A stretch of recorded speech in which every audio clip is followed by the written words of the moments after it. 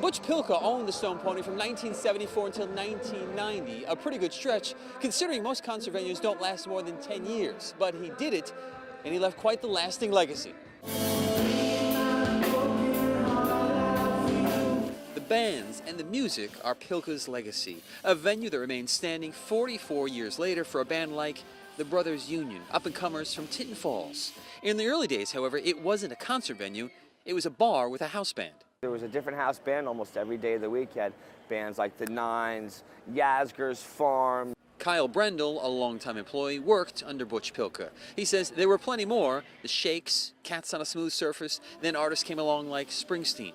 But one of their first is still playing at the Stone Pony. Finally, they hit with a great band after being open about a year and a half, the Blackberry Booze Band, which featured a guy named Johnny Lyons from Ocean Grove, and that band morphed into Southside Johnny and the Asbury Jukes. When Pielka initially took over in '74, it wasn't called the Stone Pony, it was the Magic Touch, where they had a DJ and dance music. But it was eventually transformed under Pielka. And the transformation has continued. The summer stage has brought in names like tonight's headliner, Fitz and the Tantrums. The names of the bands have changed, but the history of the Stone Pony is never lost, and Pielka not forgotten here.